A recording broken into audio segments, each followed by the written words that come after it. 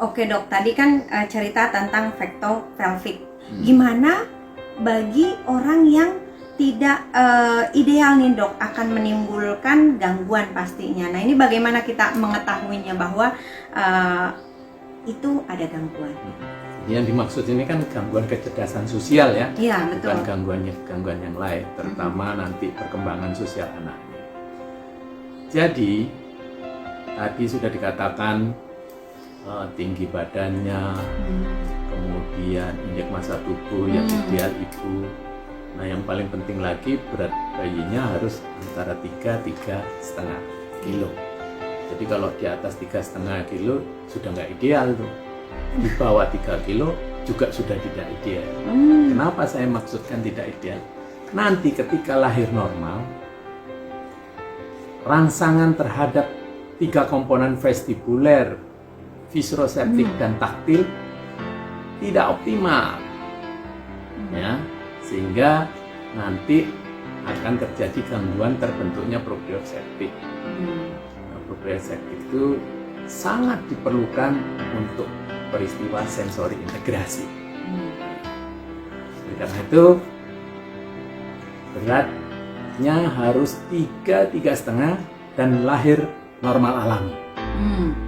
Kita tahu pada waktu mules dengan imbang vectopelvic yang ideal itu terjadi pelenturan tulang punggung agar nanti tulang punggung lahirnya lurus, kemudian fleksi maksimal pada tengkorak, batang otak, ya, dan tengkorak, sehingga vestibuler itu akan membentuk sudut 25,7 terhadap batang otaknya.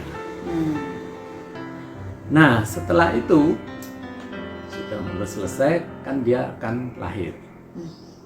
Lahir pertama kali dia akan melakukan yang namanya paksi dalam atau rotasi di dalam perut.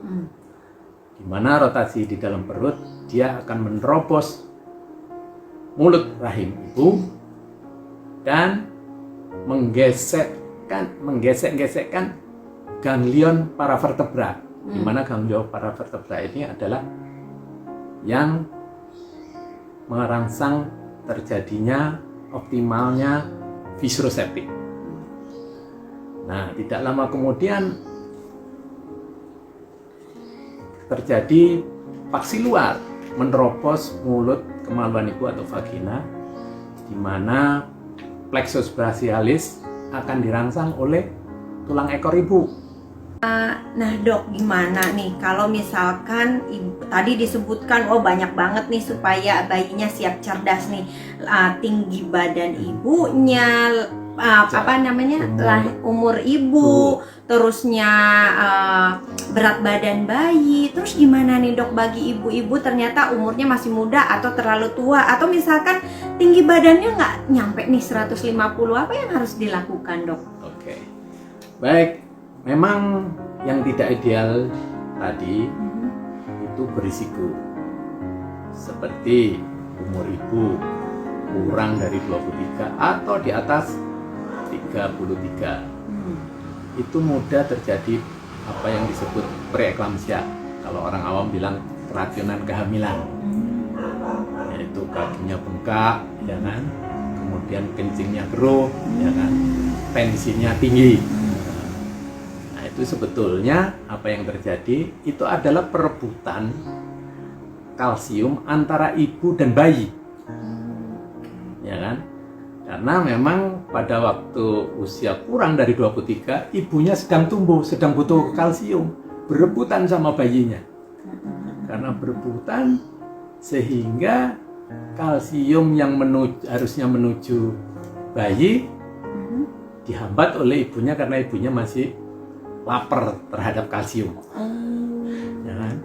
Oleh karena lapar terhadap kalsium, padahal kalsium itu diangkutnya oleh sel darah merah. Sel darah merah itu mengandung O2 dan O2 diperlukan untuk metabolisme plasenta.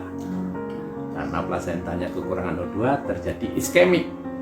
Nah, iskemik plasenta ini menyebabkan terjadinya pelepasan fibrin, ya, jadi fibrin.